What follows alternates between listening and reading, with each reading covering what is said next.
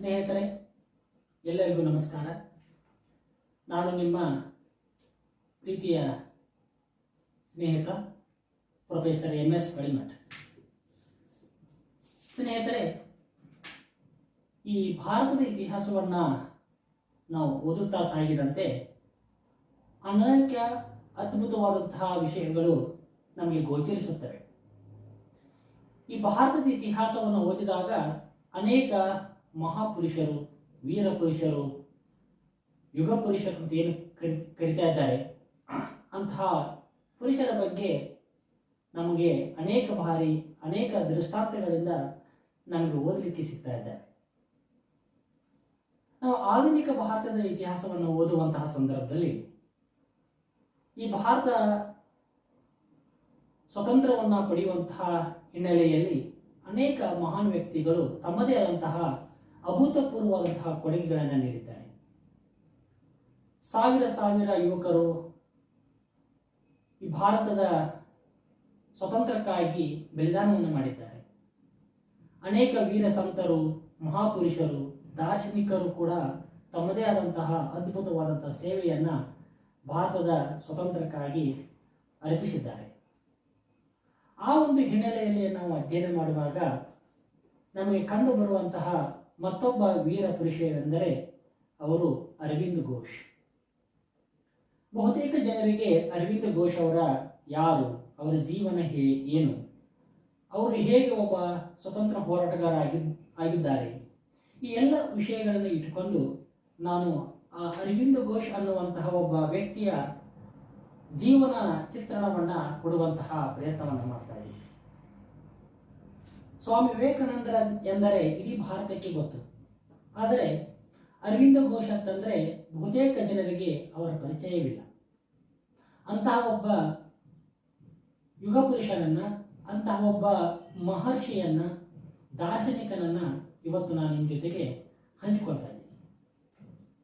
ಅರವಿಂದ್ ಘೋಷ್ ಇವರು ಮೂಲತಃ ಹಿಂದೂ ಧರ್ಮದವರು.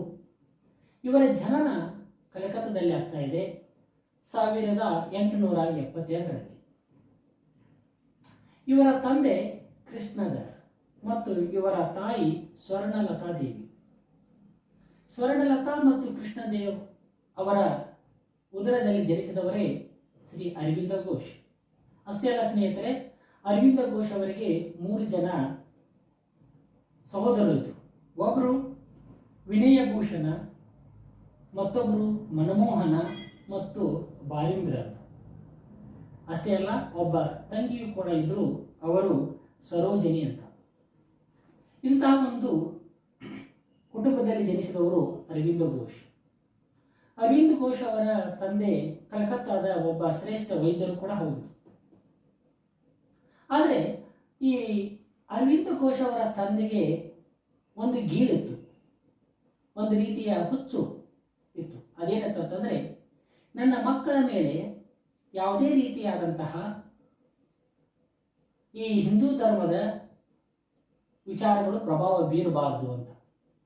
ಹಿಂದೂ ಸಂಸ್ಕೃತಿ, ಹಿಂದೂ ಆಚಾರ ವಿಚಾರ, ಹಿಂದೂ ಧರ್ಮದಲ್ಲಿರುವಂತಹ ಪರಂಪರೆಯ ವಿಷಯಗಳು, ಹಿಂದೂ ಇತಿಹಾಸದ ಪ್ರಭಾವಗಳು, ಇಲ್ಲಿರುವಂತಹ ಆಚಾರ ವಿಚಾರಗಳು, ಇಂತಹ ಯಾವುದೇ ಅಂಶಗಳು ಅವರ ಮೇಲೆ ಬೀಳಬಾರದು. ಅವರು ಸಂಪೂರ್ಣವಾಗಿ ಪಾಶ್ಚಿಮಾತ್ಯವಾಗಿಯೇ ಬದುಕಬೇಕು, ಪಾಶ್ಚಿಮಾತ್ಯ ಶೈಲಿಯಲ್ಲಿಯೇ ಬದುಕಬೇಕು ಅನ್ನುವಂತಹ ಒಂದು ಮನೋಸ್ಥಿತಿಯನ್ನು ಕೃಷ್ಣಧರ್ ಅವರು ಹೊಂದಿದ್ದರು.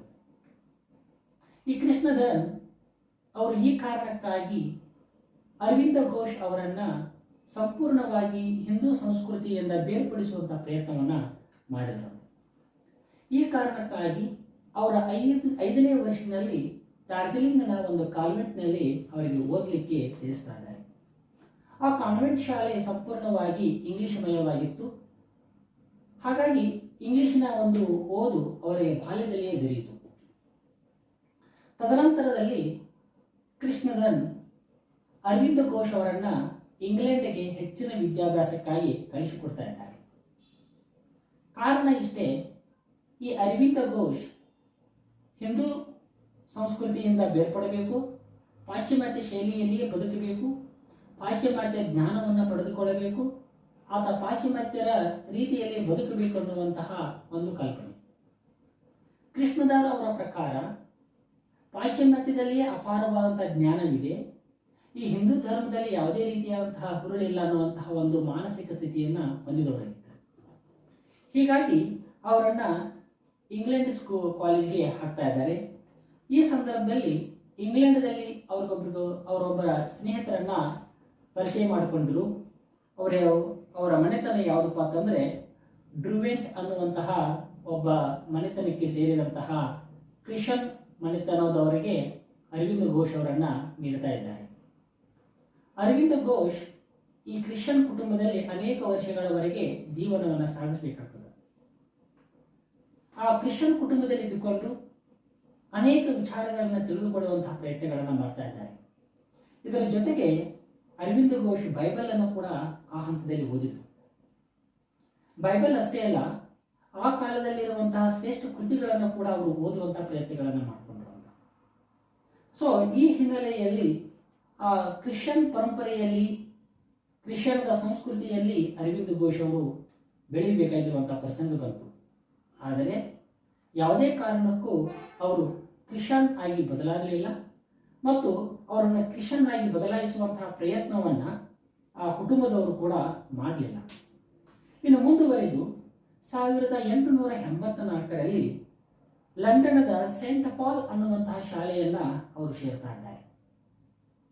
ಈ ಸೇಂಟ್ ಪಾಲ್ ಶಾಲೆಯಲ್ಲಿದ್ದಾಗ ಅರವಿಂದ ಘೋಷ್ ಇನ್ನು ಹೆಚ್ಚಿನ ಅಧ್ಯಯನವನ್ನು ಮಾಡುವಂತಹ ಅವಕಾಶ ಅವರಿಗೆ ದೊರೀತಾ ಇತ್ತು. ಹೀಗಾಗಿ ಆ ಕಾಲದಲ್ಲಿ ಮಹಾಶ್ರೇಷ್ಠ ಕೃತಿಗಳನ್ನು ಓದಿಕೊಳ್ಳುವಂತಹ ಪ್ರಯತ್ನಗಳನ್ನು ಅರವಿಂದ ಘೋಷ್ ಅವರು ಮಾಡಿದ್ರು. ಅರವಿಂದ ಘೋಷ್ ಅವರಿಗೆ ಎಷ್ಟು ಓದಿನ ಬಗ್ಗೆ ಆಸಕ್ತಿ ಇರ್ತಂದ್ರೆ ಬಹುತೇಕ ಎಲ್ಲ ಶ್ರೇಷ್ಠ ಕೃತಿಗಳನ್ನು ಓದಿ ಮುಗಿಸಿದ್ರು ಅಂತ. ಸೊ ಆ ಕಾರಣಕ್ಕಾಗಿ ಆ ಶಾಲೆಯಲ್ಲಿ ಯಾರು ಅತಿ ಬುದ್ಧಿವಂತರೋ ಆ ಬುದ್ಧಿವಂತರಿಗೆ ನೀಡುವಂತಹ 2 ಪ್ರಶಸ್ತಿಗಳು ಅಥವಾ ಬಹುಮಾನಗಳನ್ನು ಅರವಿಂದ ಘೋಷ್ ಅವರಿಗೆ ನೀಡ್ತಾ ಇದ್ದಾರೆ. ಆ 2 ಬಹುಮಾನಗಳಂತಂದರೆ ಒಂದು ಬಟರ್ ವರ್ತ್ ಅಂತ. ಈ ಬಟರ್ ವರ್ತ್ ಅನ್ನುವಂತಹ ಬಹುಮಾನ ಅತ್ಯಂತ ಬುದ್ಧಿವಂತ ವಿದ್ಯಾರ್ಥಿಗೆ ಮಾತ್ರ ನೀಡುವಂತಹ ಬಹುಮಾನ, ಅದು ಅರವಿಂದ ಘೋಷ್ ಅವರಿಗೆ ದೊರಕಿತು. ಅಷ್ಟೇ ಅಲ್ಲ, ಇನ್ನೊಂದು ಬಹುಮಾನವನ್ನು ಕೂಡ ಕೊಡ್ತಾ ಇದ್ದಾರೆ, ಅದು ಬೆಡ್ಫರ್ಡ್ ಅನ್ನುವಂತಹ ಒಂದು ಬಹುಮಾನ. ಈ 2 ಬಹುಮಾನಗಳು ಅತ್ಯಂತ ಶ್ರೇಷ್ಠ ವಿದ್ಯಾರ್ಥಿಗಳಿಗೆ ಮಾತ್ರ ಕೊಡಮಾಡಲ್ಪಡುವಂತಹ ಬಹುಮಾನಗಳು. ಅವು 2 ಕೂಡ ಅರವಿಂದ ಘೋಷ್ ಅವರಿಗೆ ಅತಿ ಕಡಿಮೆ ವಯಸ್ಸಿನಲ್ಲಿ ದೊರಕಿದವು ಅನ್ನೋದನ್ನು ನಾವಿಲ್ಲಿ ಗಮನಿಸಬೇಕಾಗ್ತದೆ. ಅಷ್ಟೇ ಆಗೋದಿಲ್ಲ, 1890ರಲ್ಲಿ ಅರವಿಂದ ಘೋಷ್ ಇನ್ನೂ ಹೆಚ್ಚಿನ ಉನ್ನತ ವ್ಯಾಸಂಗವನ್ನು ಮಾಡಲಿಕ್ಕೆ ಮನಸ್ಸು ಮಾಡ್ತಾ ಇದ್ದಾರೆ. ಹೀಗಾಗಿ ಇಂಗ್ಲೆಂಡಿನ ಪ್ರಸಿದ್ಧ ಕಾಲೇಜ್ ಮಹಾವಿದ್ಯಾಲಯ ಅದು ಯಾವುದಪ್ಪ ಅಂತಂದರೆ ಕಿಂಗ್ಸ್. ಈ ಕಿಂಗ್ಸ್ ಮಹಾವಿದ್ಯಾಲಯದಲ್ಲಿ ಪ್ರವೇಶವನ್ನು ಪಡೆದುಕೊಳ್ತಾ ಇದ್ದಾರೆ. ಈ ಕಿಂಗ್ಸ್ ಮಹಾವಿದ್ಯಾಲಯ ಜಗತ್ತಿನ ಪ್ರಸಿದ್ಧ ವಿಶ್ವವಿದ್ಯಾಲಯವಾದಂತಹ ಕ್ಯಾಂಬ್ರಿಡ್ಜ್ ವಿಶ್ವವಿದ್ಯಾಲಯದ ಅಧೀನದಲ್ಲಿ ನಡೆಯುವಂತಹ ಒಂದು ಮಹಾವಿದ್ಯಾಲಯ. ಆ ಮಹಾವಿದ್ಯಾಲಯದಲ್ಲಿ ಈ ಅರವಿಂದ ಘೋಷ್ ಅವರು ಪ್ರವೇಶವನ್ನು ಪಡೆದುಕೊಳ್ತಾ ಇದ್ದಾರೆ. ಅಲ್ಲಿಯೂ ಕೂಡ ಅರವಿಂದ ಘೋಷ್ ಅತ್ಯಂತ ಹೆಚ್ಚಿನ ರೀತಿಯಲ್ಲಿ ಜಗತ್ತಿನ ಎಲ್ಲ ವಿಷಯಗಳನ್ನು ತಿಳಿದುಕೊಳ್ಳುವಂತಹ, ಜಗತ್ತಿನ ಇತಿಹಾಸವನ್ನು ಓದುವಂತಹ, ಸಾಹಿತ್ಯವನ್ನು ಓದುವಂತಹ ಪ್ರಯತ್ನಗಳನ್ನು ಮಾಡಿ ಅಲ್ಲಿಯೂ ಕೂಡ ಇನ್ನು ಹೆಚ್ಚಿನ ರೀತಿಯಲ್ಲಿ ತಮ್ಮ ಜ್ಞಾನವನ್ನು ವೃದ್ಧಿಸಿಕೊಂಡರು. ಆದರೆ ನಿಮಗೆ ನೆನಪಿರಲಿ, ಈ ಕೃಷ್ಣಧನ್ ಅವರ ಒಂದು ವಿಚಾರ ಏನಂತಂದರೆ, ಅರವಿಂದ ಘೋಷ್ ಯಾವುದೇ ಕಾರಣಕ್ಕೂ ICS ಎಕ್ಸಾಮನ್ನು ಬರೀಬೇಕು ಮತ್ತು ಒಬ್ಬ ಬ್ರಿಟಿಷರ ಅಧಿಕಾರಿಯಾಗಬೇಕು ಅಂತ, ಬ್ರಿಟಿಷರ ಆಡಳಿತದಲ್ಲಿ ಶ್ರೇಷ್ಠ ಅಧಿಕಾರಿಯಾಗಬೇಕು ಅನ್ನುವಂತಹ ಮಾನಸಿಕ ಸ್ಥಿತಿಯಲ್ಲಿ ಅರವಿಂದ ಘೋಷ್ ಅವರ ತಂದೆ ಇದ್ದರು. ಹೀಗಾಗಿ ಅರವಿಂದ ಘೋಷ್ ಅವರಿಗೆ ICS ಪರೀಕ್ಷೆಯನ್ನು ತೆಗೆದುಕೊಳ್ಳುವಂತೆ, ಉತ್ತೀರ್ಣರಾಗುವಂತೆ ಅವರ ಮೇಲೆ ಒತ್ತಡವನ್ನು ಹಾಕಿದರು ಅಂತ. ಸೊ ತಂದೆಯ ಒಂದು ಒತ್ತಡಕ್ಕೆ ಮಣಿದು ಅರವಿಂದ ಘೋಷ್ ICS ಪರೀಕ್ಷೆಯನ್ನು ಪಾಸ್ ಆಗ್ತಾ ಇದ್ದಾರೆ. ICS ಅಂತಂದರೆ ಇಂಡಿಯನ್ ಸಿವಿಲ್ ಸರ್ವಿಸ್ ಅಂತ. ICS ಪರೀಕ್ಷೆಯಲ್ಲಿ ಪಾಸಾದಂಥವರನ್ನ ಬ್ರಿಟಿಷರ ಆಡಳಿತದಲ್ಲಿ ಅತ್ಯಂತ ಶ್ರೇಷ್ಠ ಆಡಳಿತದ ಹುದ್ದೆಯನ್ನು ನೀಡುವಂತಹ ಒಂದು ವ್ಯವಸ್ಥೆ ಇತ್ತು. ಆದರೆ ಅರವಿಂದ ಘೋಷ್ ಬ್ರಿಟಿಷರ ಅಧಿಕಾರಿಯಾಗಿ ಕೆಲಸವನ್ನು ಮಾಡುವಂತಹ ಮಾನಸಿಕ ಸಿದ್ಧತೆಯನ್ನು ಆತ ಹೊಂದಿರಲಿಲ್ಲ. ಹೀಗಾಗಿ ಅರವಿಂದ ಘೋಷ್ ಕೊನೆಯ ಒಂದು ಪರೀಕ್ಷೆಯಲ್ಲಿ ಯೋಜನೆಯಂತೆ ಫೇಲ್ ಆಗ್ತಾ ಇದ್ದಾರೆ. ಆ ಪರೀಕ್ಷೆ ಯಾವುದಪ್ಪ ಅಂತಂದರೆ ಅದು ಕುದುರೆ ಸವಾರಿಯ ಪರೀಕ್ಷೆ. ಕುದುರೆ ಸವಾರಿ ಪರೀಕ್ಷೆಯಲ್ಲಿ ಬೇಕಂತಲೇ ಅರವಿಂದ್ ಘೋಷ್ ಅವರು ಫೇಲ್ ಆಗ್ತಾ ಇದ್ದಾರೆ. ಹಾಗಾಗಿ ಅವರು ICS ಪರೀಕ್ಷೆಯನ್ನು ಸಂಪೂರ್ಣಗೊಳಿಸಲಿಲ್ಲ. ಇದು ಅವರ ತಂದೆ ಕೃಷ್ಣಧರ್ ಅವರಿಗೆ ಬಹಳಷ್ಟು ಒಂದು ಮಾನಸಿಕ ವೇದನೆಯನ್ನು ಉಂಟು ಮಾಡುವಂತಹ ಪ್ರಸಂಗವಾಗಿತ್ತು ಅಂತ ನಾವಿಲ್ಲಿ ನೋಡ್ತಾ ಇದ್ದೀವಿ. ಆದರೆ ಅರವಿಂದ್ ಘೋಷ್ ಅವರ ಇಂಗ್ಲೆಂಡಿನಲ್ಲಿ ಓದುವಾಗಲೇ ಕಲಕತ್ತಾದಿಂದ ಅವರ ತಂದೆ ಕೃಷ್ಣಧನ್ ಅವರು ಬೆಂಗಾಳಿ ಅನ್ನುವಂತಹ ಒಂದು ಪತ್ರಿಕೆಯನ್ನ ಇಲ್ಲಿಂದ ಕಳಿಸಿಕೊಡ್ತಾ ಇದ್ರು. ಆ ಬೆಂಗಾಳಿ ಪತ್ರಿಕೆ ಸಂಪೂರ್ಣವಾಗಿ ಭಾರತದಲ್ಲಿ ಬ್ರಿಟಿಷರು ಹೇಗೆ ಭಾರತೀಯರನ್ನ ಹೀನಾಯವಾಗಿ, ಅಮಾನವೀಯವಾಗಿ, ಗುಲಾಮಗಿರಿಯಿಂದ, ಶೋಷಣೆಯಿಂದ ನಡೆಸಿಕೊಳ್ತಾ ಇದ್ದಾರೆ ಎನ್ನುವಂತಹ ಸಂಪೂರ್ಣವಾದಂತಹ ಚಿತ್ರಣವನ್ನು ಬಿಂಬಿಸುವಂತಹ ಒಂದು ಪತ್ರಿಕೆಯಾಗಿತ್ತು ಬೆಂಗಾಳಿ ಪತ್ರಿಕೆ. ಈ ಬೆಂಗಾಳಿ ಪತ್ರಿಕೆಯನ್ನು ಓದಿದಾಗ ಅರವಿಂದ್ ಘೋಷ್ ಅವರಿಗೆ ಒಂದು ರೀತಿಯ ಅತಿ ದುಃಖವಾಗ್ತಿತ್ತು. ಬ್ರಿಟಿಷರು ಯಾವ ರೀತಿಯಾಗಿ ಭಾರತೀಯರನ್ನು ಶೋಷಣೆಗೊಳಪಡಿಸ್ತಾ ಇದ್ದಾರೆ ಅನ್ನುವಂತಹ ಹಿನ್ನೆಲೆಯಲ್ಲಿ ಹೇಗಾದರೂ ಮಾಡಿ ನಾನು ಭಾರತಕ್ಕೆ ಹೋಗಬೇಕು, ಭಾರತದ ಬ್ರಿಟಿಷರ ವಿರುದ್ಧ ಹೋರಾಡಬೇಕು, ಭಾರತದಲ್ಲಿ ಭವ್ಯವಾದಂತಹ ಆ ಭಾರತದ ಪ್ರಜ್ಞೆಯನ್ನು ಮೂಡಿಸಬೇಕು, ಭಾರತೀಯತೆಯ ಪ್ರಜ್ಞೆಯನ್ನು ಮೂಡಿಸಬೇಕು, ರಾಷ್ಟ್ರ ಪ್ರೇಮವನ್ನು ಜಾಗೃತಗೊಳಿಸಬೇಕು ಅನ್ನುವಂತಹ ಒಂದು ವಿವೇಚನೆ ಅವರನ್ನು ಸದಾ ಕಾಡುವಂತಹ ಪ್ರಯತ್ನಗಳನ್ನು ಮಾಡ್ತಾ ಇತ್ತು ಅಂತ. ಇದೆಷ್ಟು ವಿಪರ್ಯಾಸ! ತಂದೆ ಹಿಂದೂ ಸಂಸ್ಕೃತಿಯಿಂದ ಕ್ರಿಶ್ಚಿಯನ್ ಸಂಸ್ಕೃತಿಯೋ ಅಥವಾ ಪಾಶ್ಚಿಮಾತ್ಯ ಸಂಸ್ಕೃತಿಯ ಅನುಸರಿಸುವಂತೆ ಪ್ರೇರೇಪಿಸಿದರೆ ಅರವಿಂದ್ ಘೋಷ್ ಅವರ ಚಿಂತನೆಗಳು ಯಾವತ್ತಾಗಲೂ ಭಾರತ ಮಾತೆಯನ್ನ ಸೇವೆ ಮಾಡಬೇಕು, ಭಾರತ ಮಾತೆಯನ್ನ ನಾವು ಬ್ರಿಟಿಷರಿಂದ ಮುಕ್ತಗೊಳಿಸಬೇಕನ್ನುವಂತಹ ಹಿನ್ನೆಲೆಯಲ್ಲಿ ಅವರು ದುಡಿತಾ ಇದ್ರು ಅಂತ. ಸೊ ಈ ಎಲ್ಲ ಹಿನ್ನೆಲೆಯಲ್ಲಿ ಇಟ್ಟುಕೊಂಡು ಅವರು ಮತ್ತೆ ಅರವಿಂದ್ ಘೋಷ್ ಕೇವಲ ಅಷ್ಟೇ ಇಲ್ಲದೆ ಈ ಫ್ರಾನ್ಸ್, ಇಟಲಿ, ಅಮೆರಿಕ, ಇಂಗ್ಲೆಂಡ್ ಇಂತಹ ಎಲ್ಲ ರಾಷ್ಟ್ರಗಳ ಸಂಪೂರ್ಣವಾದಂಥ ಇತಿಹಾಸ, ರಾಜಕೀಯ ವಿಚಾರಗಳನ್ನು, ಸಾಹಿತ್ಯ ವಿಚಾರಗಳನ್ನು ತಿಳಿದುಕೊಳ್ಳುವಂತಹ ಪ್ರಯತ್ನಗಳನ್ನು ಮಾಡ್ತಾ ಇದ್ರು. ಯಾವ ರೀತಿಯಾಗಿ ಒಂದು ರಾಷ್ಟ್ರವನ್ನು ನಾವು ಬೇರೆ ರಾಷ್ಟ್ರದಿಂದ ಮುಕ್ತಗೊಳಿಸಬೇಕು, ಯಾವ ರೀತಿಯಾಗಿ ಆ ರಾಷ್ಟ್ರಕ್ಕೆ ನಾವು ಸ್ವಾತಂತ್ರ್ಯವನ್ನು ತಂದುಕೊಡಬೇಕು, ಇಂಥ ಅನೇಕ ವಿಚಾರಗಳನ್ನು ಅರವಿಂದ್ ಘೋಷ್ ಅವರು ಆಗಲೇ ಮಾಡ್ತಾ ಇದ್ರು. ಅರವಿಂದ್ ಘೋಷ್ ಅವರಲ್ಲಿ ಹುಟ್ಟಿಕೊಂಡಿದ್ದು ಒಂದು ರಾಷ್ಟ್ರ ಪ್ರೇಮ, ರಾಷ್ಟ್ರೀಯ ಮನೋಭಾವನೆ. ಸೊ ಈ ಕಾರಣಕ್ಕಾಗಿ ಇಂಗ್ಲೆಂಡ್ನಲ್ಲಿಯೇ ಒಂದು ಸಂಘಟನೆ ಅದು ಮೆಲ್ಲನೆ ಚಿಗುರೊಡೆಯಿತು. ಆ ಸಂಸ್ಥೆ ಬ್ರಿಟಿಷರನ್ನ ಭಾರತದಿಂದ ತೊಡೆದು ಹಾಕುವಂತಹ ಒಂದು ಸಂಸ್ಥೆಯಾಗಿತ್ತು. ಆ ಸಂಸ್ಥೆ ಇದ್ದದ್ದು ಇಂಗ್ಲೆಂಡ್ನಲ್ಲಿ. ಇಂಗ್ಲೆಂಡ್ನಲ್ಲಿದ್ದಂತಹ ಅರವಿಂದರಂತಹ ಮಾನಸಿಕ ಸ್ಥಿತಿಯನ್ನು ಹೊಂದಿರುವಂತಹ ಅನೇಕ ಯುವಕರು ಸೇರಿಕೊಂಡು ಇಂಗ್ಲೆಂಡ್ನಲ್ಲಿಯೇ ಒಂದು ಸಂಸ್ಥೆಯನ್ನು ಅವರು ಕಟ್ತಾ ಇದ್ದಾರೆ. ಆ ಸಂಸ್ಥೆಯ ಹೆಸರು ಲೋಟಸ್ ಮತ್ತು ಡ್ಯಾಗರ್ ಅಂತ.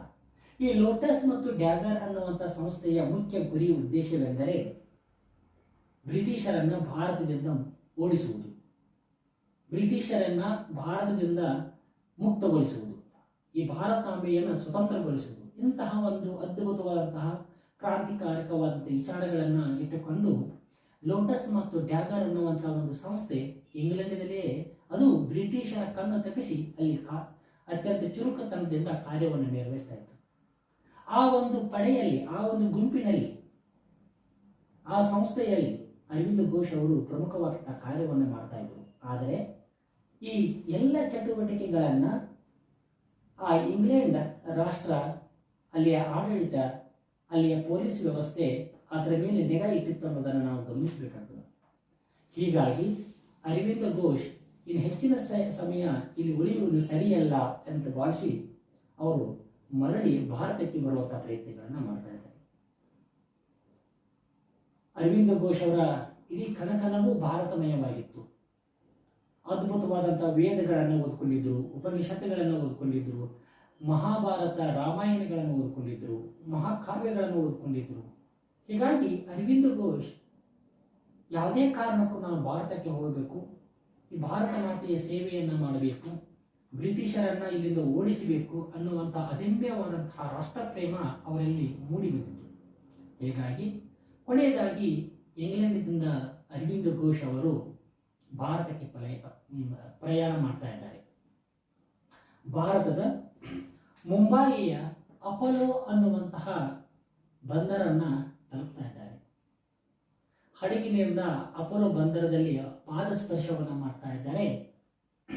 ಅರವಿಂದ ಘೋಷ್ ಅವರಲ್ಲಿ ಏನೋ ಒಂದು ಅದ್ಭುತವಾದಂತಹ ಚೇತನ ಅವರಲ್ಲಿ ಪಸರಿಸಿದಂತಹ ಒಂದು ಅನುಭವ ಅವರಿಗೆ ಆಯಿತು. ಸಾವಿರ ಸಾಗರವು ಒಟ್ಟಿಗೆ ದೇಹದಲ್ಲಿ ಸಂಚರಿಸಿದಂತಹ ಒಂದು ಅನುಭವವಾಯಿತು. ಒಂದು ಆಧ್ಯಾತ್ಮಿಕ ಅನುಭೂತಿ ಅವರಿಗೆ ಸಿಕ್ತು. ಇಂತಹ ಒಂದು ಸಂಗತಿ, ಇಂತಹ ಒಂದು ಘಟನೆ ಸ್ವಾಮಿ ವಿವೇಕಾನಂದರ ಜೀವನದಲ್ಲಿಯೂ ಆಗಿತ್ತು ಅನ್ನೋದನ್ನು ವಿವೇಕಾನಂದರ ಜೀವನವನ್ನು ಓದಿಕೊಂಡವರಿಗೆ ಅದರ ಪರಿಚಯವಿರುತ್ತದೆ. ಸ್ವಾಮಿ ವಿವೇಕಾನಂದರು ತಾಯ್ನಾಡಿಗೆ ವಿಶ್ವ ಧಾರ್ಮಿಕ ಸಮ್ಮೇಳನವನ್ನು ಮುಗಿಸಿಕೊಂಡು ಮತ್ತೆ ಭಾರತಕ್ಕೆ ಬಂದಾಗ ಭಾರತದ ಮರಳಿನಲ್ಲಿ ತಮ್ಮ ಮನಸ್ಸು ದಣಿಯುವಷ್ಟು ಬಿದ್ದು ಉರುಳಾಗಿದ್ದು ನೀವು ಇತಿಹಾಸ ಪುಟಗಳಲ್ಲಿ ಓದ್ತಾ ಇದ್ದೀರಿ. ಅಂಥದ್ದೇ ಒಂದು ಸಂಗತಿ ಅರವಿಂದ ಘೋಷ್ ಅವರ ಜೀವನದಲ್ಲಿ ಕೂಡ ನಡೆದು ಹೋಗಿತ್ತು. ಹೀಗಾಗಿ ಅರವಿಂದ ಘೋಷ್ ಒಬ್ಬ ಪಾಶ್ಚಿಮಾತ್ಯನಾಗಿ ಬದಲಾಗುವ ಹೊತ್ತಿನಲ್ಲಿ ಒಬ್ಬ ಶ್ರೇಷ್ಠ ದಾರ್ಶನಿಕನಾಗಿ, ಒಬ್ಬ ಶ್ರೇಷ್ಠ ರಾಜಕೀಯ ಚಿಂತಕನಾಗಿ, ಅದಕ್ಕೆಲ್ಲ ಮಿಗಿಲಾಗಿ ರಾಷ್ಟ್ರಪ್ರೇಮನೆಯಾಗಿ, ರಾಷ್ಟ್ರಭಕ್ತನಾಗಿ ಭಾರತಾಂಬೆಯ ಸೇವೆಗೆ ಅವರು ಇವತ್ತು ಮತ್ತೆ ಮರಳಿ ಭಾರತಕ್ಕೆ ಬಂದಿರುವಂಥ ಸಂಗತಿಯನ್ನು ನಾವು ನೆನಪಿಸಿಕೊಳ್ಬೇಕು. ಸ್ನೇಹಿತರೆ, ಇಲ್ಲಿವರೆಗೆ ನಾನು ಹೇಳಿರುವಂಥ ವಿಷಯ ಇದು ಅರವಿಂದ ಘೋಷ್ ಅವರ ಜನನ, ಅವರು ಮಾಡಿದಂತಹ ಒಂದು ವಿದ್ಯಾಭ್ಯಾಸ ಮತ್ತು ಅವರು ಯಾವ ರೀತಿಯಾಗಿ ರಾಷ್ಟ್ರಪ್ರೇಮವನ್ನು ಬೆಳೆಸಿಕೊಂಡ್ರು, ರಾಷ್ಟ್ರಪ್ರೇಮ ಬೆಳೆಯಲಿಕ್ಕೆ ಕಾರಣ ಏನು, ಮತ್ತು ಅವರು ಮರಳಿ ಹೇಗೆ ಭಾರತಕ್ಕೆ ಬಂದರು ಅನ್ನುವಂತಹ ಎಲ್ಲ ಒಂದು ವಿಷಯಗಳನ್ನು ನಿಮ್ಮ ಜೊತೆಗೆ ಹಂಚಿಕೊಂಡಿದ್ದೇನೆ. ಇನ್ನು ಮುಂದಿನ ವಿಡಿಯೋದಲ್ಲಿ ಇದರ ಮುಂದುವರೆದ ಭಾಗವನ್ನು ನಾನು ನಿಮ್ಮ ಜೊತೆಗೆ ಹಂಚಿಕೊಳ್ತಾ ಇದ್ದೀನಿ. ಅಲ್ಲಿಯವರೆಗೂ ಎಲ್ಲರಿಗೂ ನಮಸ್ಕಾರ. Thank you.